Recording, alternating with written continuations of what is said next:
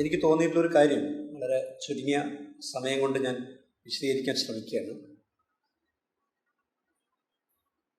ഇവിടെ സാറ് നേരത്തെ സൂചിപ്പിച്ചു വായനയുടെ അല്ലെങ്കിൽ വായനയുടെ ഒരു പുതിയ പേസ് എന്താണ് എന്നതിനെ സംബന്ധിച്ച് ചില സൂചനകൾ നൽകി. എനിക്ക് തോന്നുന്നൊരു 3 മണിക്കൂർ എടുത്തിട്ടൊക്കെ വിശദീകരിക്കേണ്ട ഒരു വലിയ പവർ പോയിൻ്റാണ് ഇവിടെ പ്രസൻറ്റ് ചെയ്തത്.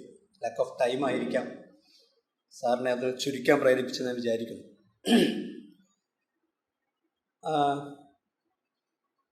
ഈ പുതിയ കുട്ടിയെ സംബന്ധിച്ച് ആരാണ് പുതിയ വായനക്കാരൻ എന്നതിനെക്കുറിച്ച് എനിക്ക് തോന്നുന്നു ഈ ചർച്ചയിൽ വളരെ ഗൗരവത്തോടു കൂടി ചില കാര്യങ്ങൾ ആലോചിക്കാനുണ്ടെന്ന് എനിക്ക് തോന്നുന്നു.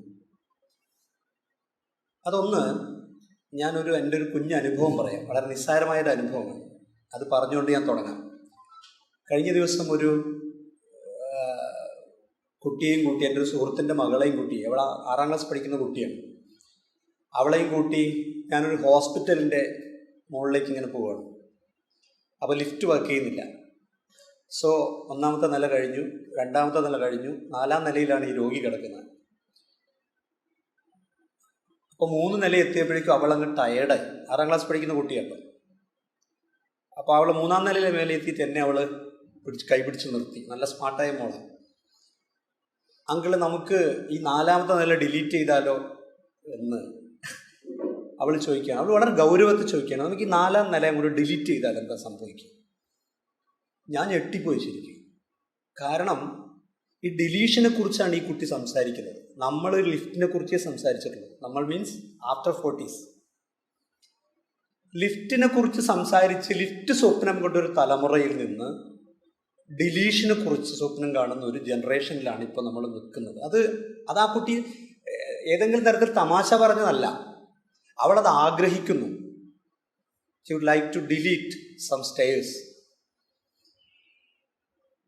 എനിക്ക് തോന്നുന്നത് വളരെ ഗൗരവത്തിൽ നാം ആലോചിക്കേണ്ട ഈ ആലോചന വിഷയങ്ങൾ ഒന്നാണെന്ന് എനിക്ക് തോന്നുന്നു. ആരുടെ മില്ലീനിയം ചൈൽഡ് എന്നൊക്കെ പറഞ്ഞിട്ട് പുതിയ കുട്ടിയെക്കുറിച്ച് ഒരുപാട് ആലോചനകൾ ലോകത്ത് വന്നിട്ടുണ്ട്. ഈ കുട്ടികൾ ആരാണ്? ഒരുപക്ഷെ ആ തലമുറയിൽപ്പെട്ട കുട്ടികൾ കുറച്ച് പേർ എന്നെ നോക്കിയിരിക്കുന്നുണ്ട്. അവരുടെ വിരലുകൾ എങ്ങനെയാണ് ഈ ഡിജിറ്റൽ ഡിവൈസിൽ ഇങ്ങനെ ശബ്ദവേഗത്തിൽ ചലിക്കുന്നത്? അവരെവിടൊന്നും പ്രാക്ടീസ് ചെയ്തിട്ടൊന്നുമില്ല, പക്ഷേ അവരുടെ സോഫ്റ്റ്വെയറിനകത്ത് അതുണ്ട്. അവരൊരു ഘട്ടത്തിൽ പോലും, അല്ലെങ്കിൽ ഈ കുട്ടികൾ യഥാർത്ഥത്തിൽ അവരുടെ സെൻറ്റിമെൻസിൽ, അവരുടെ എല്ലാ സംഗതിയിലും അവർ അടിസ്ഥാനപരമായി മാറ്റമുള്ളവരാണ്.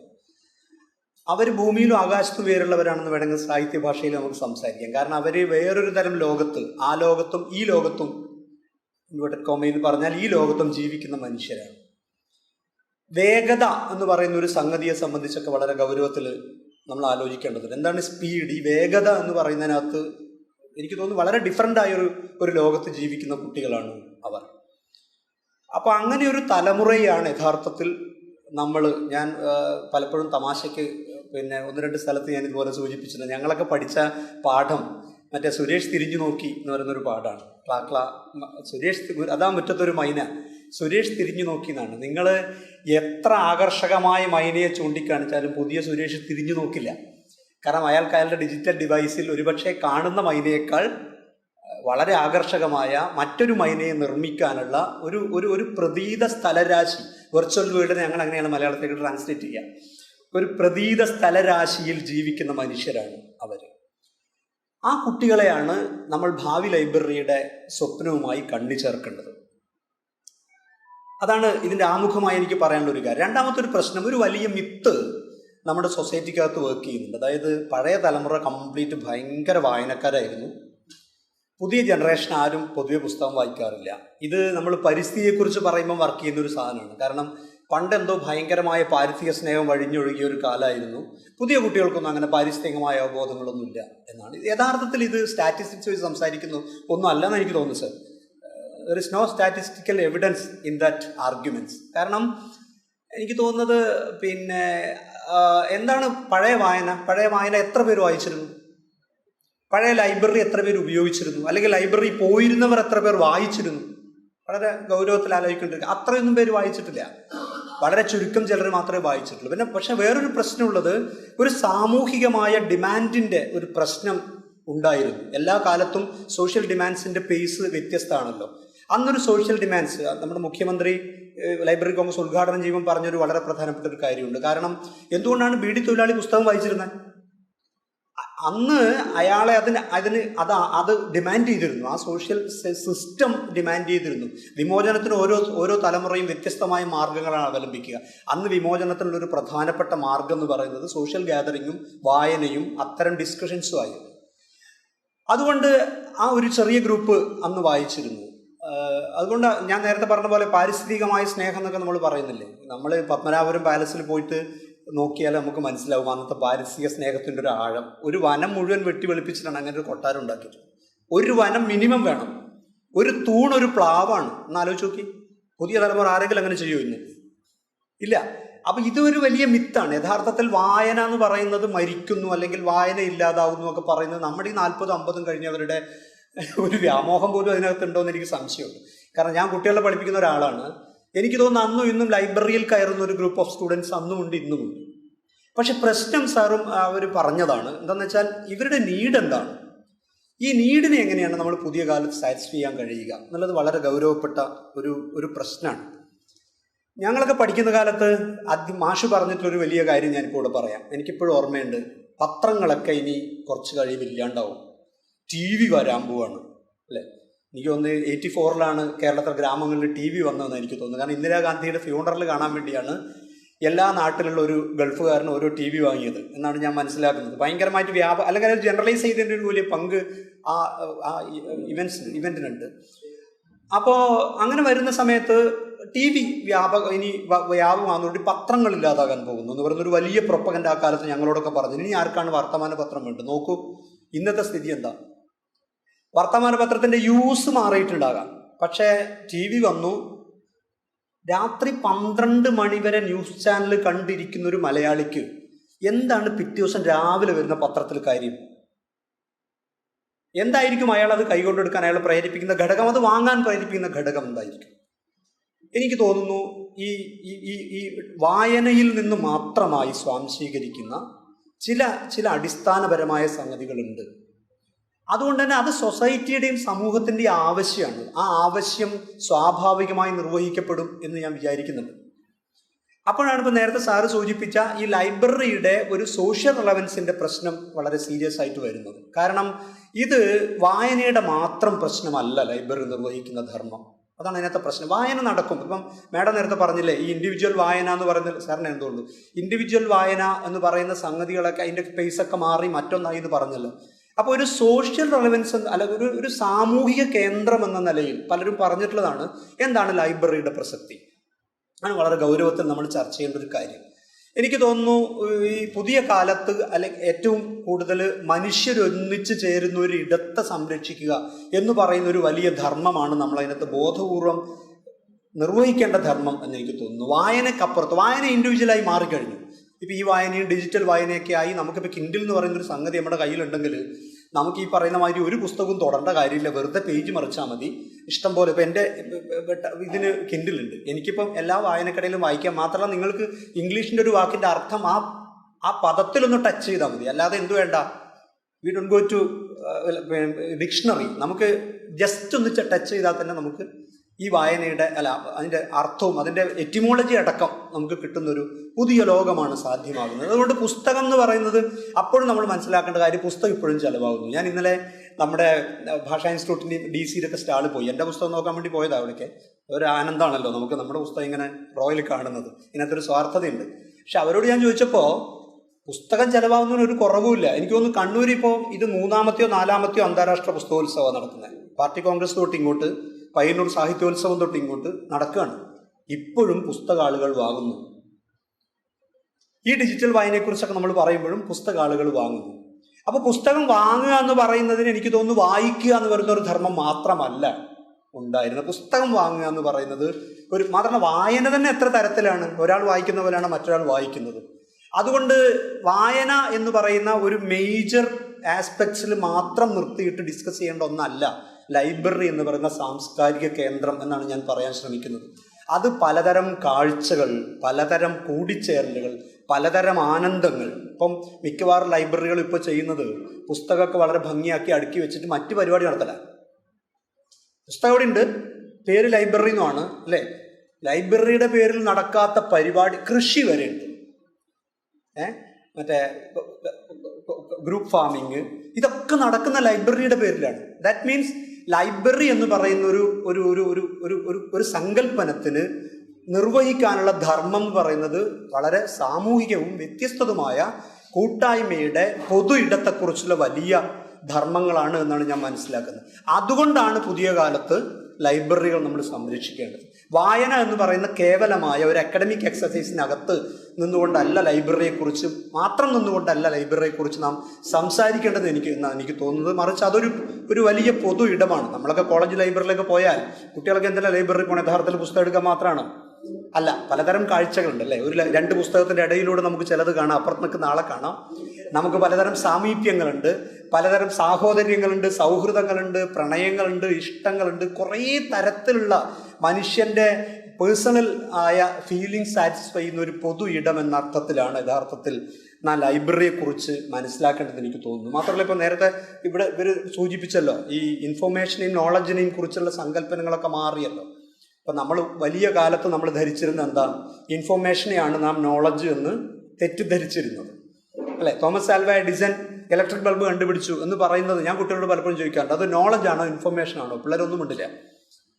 ഇറ്റ്സ് ഓൺലി ഇൻഫോർമേഷൻ എന്ന് പറഞ്ഞാൽ ഞെട്ടും. കാരണം അത് ഇൻഫോർമേഷനാണ്, പക്ഷെ നമ്മുടെ തലമുറ പഠിച്ചിരുന്നത് അത് അറിവായിട്ടാണ്.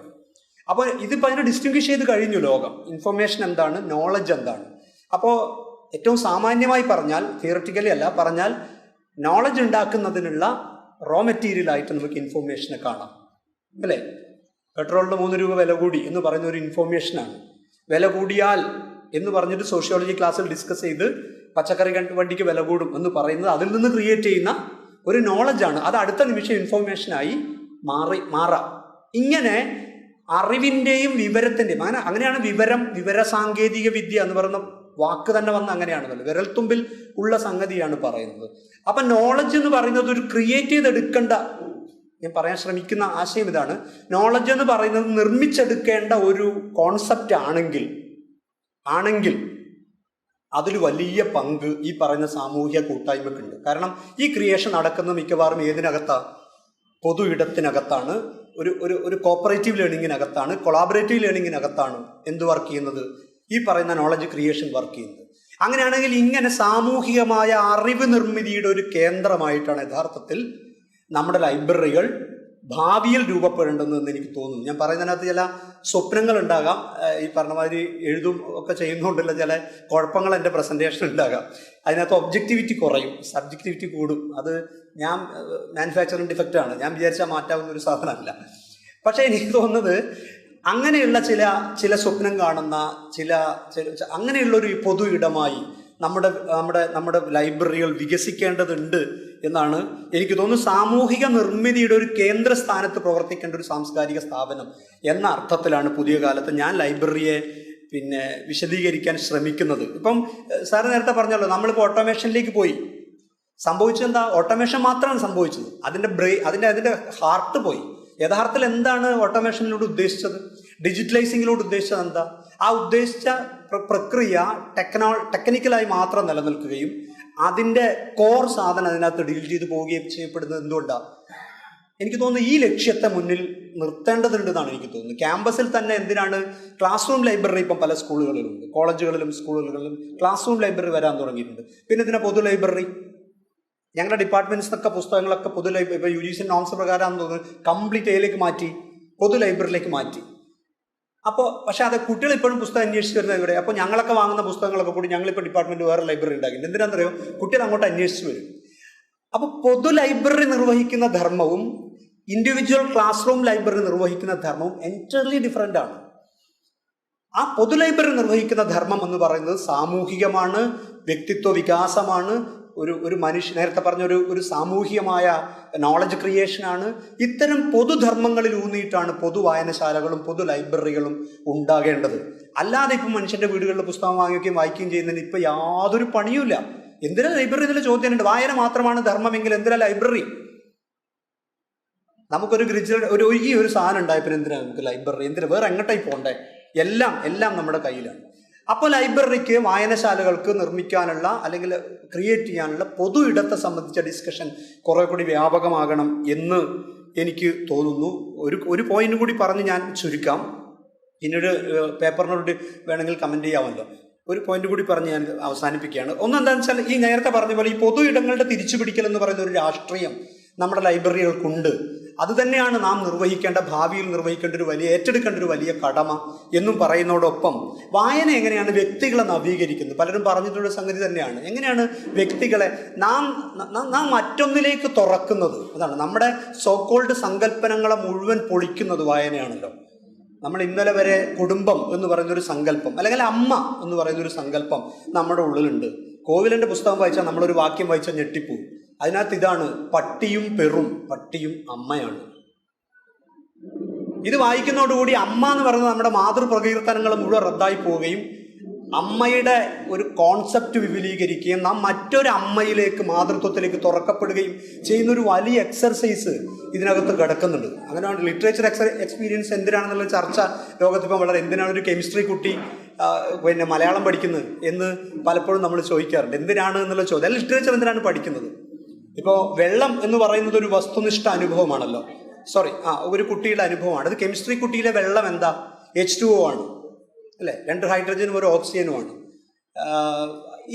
ഈ കെമിസ്ട്രി ഈ ക്ലാസ്സിൽ കുട്ടി പരിചയപ്പെടുന്ന വെള്ളം ഒരു വസ്തുനിഷ്ഠമായ അനുഭവമാണ്, ഒരു ഒബ്ജക്റ്റീവാണ്. വസ്തുനിഷ്ഠം എന്ന് വെച്ചാൽ കോസ് എഫക്ട് റിലേഷൻ എന്നാണ് എഡ്യൂക്കേഷനിൽ പറയാം. കാര്യകാരണ ബന്ധം ഉള്ളത്. ആര് കൂട്ടിച്ചേർത്താലും വെള്ളമാവും. നോക്കൂ, 3ാമത്തെ പീരീഡ് ഈ കുട്ടി ഒരു ലാംഗ്വേജ് ക്ലാസ്സിലേക്ക് പോയാൽ കുട്ടി അവിടെ പരിചയപ്പെടുന്ന വെള്ളം ഏതാ? H2O അല്ല. പിന്നെയോ ഒരുപക്ഷെ 1930കളിൽ ഒരു മാതങ്കി എന്ന് പറയുന്ന ഒരു ആള് ഒരു കയ്യിലേക്ക് ഒരു ആനന്ദഭിക്ഷ ഒഴിച്ചു കൊടുത്തപ്പോൾ ജാതി പോയ വെള്ളമാണ്. ഒരു സ്ഥലത്തെ വസ്തുനിഷ്ഠമായ അനുഭവം മറ്റൊരു സ്ഥലത്ത് വൈകാരികവും ആത്മനിഷ്ഠവുമായി മാറുന്ന മനുഷ്യനെ നവീകരിക്കുന്ന ഒരു വലിയ പ്രക്രിയ ഇതിനകത്ത് സംഭവിക്കുന്നു. അതുകൊണ്ട് ഈ എക്സ്പീരിയൻസിലൂടെ കുട്ടി കടന്നു പോകാമെന്നില്ല. അതുകൊണ്ട് വായന എന്ന് പറയുന്നത് യഥാർത്ഥത്തിൽ വ്യക്തികളെ നവീകരിക്കുന്നത്, നാം മറ്റൊന്നിലേക്ക്, മറ്റൊരു ജീവിതങ്ങളിലേക്ക്, മറ്റനുഭവങ്ങളിലേക്ക് നമ്മളെ തുറക്കുന്നു എന്ന് പറയുന്നൊരു വലിയ സംഗതിയാണ്. അതുകൊണ്ട് ഞാൻ ചുരുക്കുകയാണ്, ലൈബ്രറി എന്ന് പറയുന്ന ഈ പറയുന്നൊരു പ്രോസസ്സ്, ഈ മൂവ്മെൻറ്റ്, എനിക്ക് തോന്നുന്നു ഞാൻ നേരത്തെ സാറിനോട് പറയാനുണ്ട്, ഇത് അടുത്ത വർഷമൊക്കെ വരുമ്പോഴേക്കും ഇതിൻ്റെ സ്വഭാവം നഷ്ടപ്പെടാതിരിക്കാൻ നിങ്ങൾ നല്ലോണം മെനക്കേണ്ടി വരും. കാരണം ആളുകളൊക്കെ ഇടപെട്ട് ഇത് ചിലപ്പോൾ ഒരു കാർണിവൽ സ്വഭാവത്തിലേക്ക് മാറ്റി, ഒരു സ്ഥലത്ത് പ്രസൻറ്റേഷൻ, മറ്റൊരു സ്ഥലത്ത് പാട്ട് എന്നൊക്കെ പറഞ്ഞു. അതങ്ങനെയാണ്, മനുഷ്യൻ്റെ നീഡാണത്. ഞങ്ങൾ കവിതയുടെ കാർണിവൽ നടത്തിയിട്ട് 6ാം എഡിഷൻ ഇത്തവണ നടത്തി. ഇപ്പോൾ അത് ഞങ്ങളുടെ കയ്യിൽ നിന്നൊക്കെ പോയി. ഭയങ്കര സീരിയസ് ആയി ഇന്ത്യൻ പോയട്രീസിനെ അഡ്രസ്സ് ചെയ്യുന്നതെന്ന് വെച്ച് തുടങ്ങി. ഇപ്പോഴും സീരിയസ് ആണ്. അതുകൊണ്ട് അക്കാഡമിക് കണ്ടന്റ് നിലനിർത്താനുള്ള ജാഗ്രത വളരെ പ്രധാനമായി ഇതിനകത്ത് പുലർത്തേണ്ടത് എനിക്ക് തോന്നുന്നു. കാരണം മനുഷ്യർ അവരുടെ നീഡിനനുസരിച്ച് ഇതിനെ റീഡിസൈൻ ചെയ്യാൻ, ആശയം ഭൗതിക ശക്തിയാവുന്ന മാർക്സ് പറഞ്ഞിട്ടുണ്ടല്ലോ, അത് വേറൊരർത്ഥത്തിൽ വലിയ ഭൗതിക ശക്തിയായി രൂപാന്തരപ്പെടും. ആ അർത്ഥത്തിൽ ലൈബ്രറികൾ നിർവഹിക്കേണ്ട ഒരു സാമൂഹ്യ ധർമ്മത്തെക്കുറിച്ചാണ് ഞാൻ പറയാൻ ശ്രമിച്ചത്. Thank you.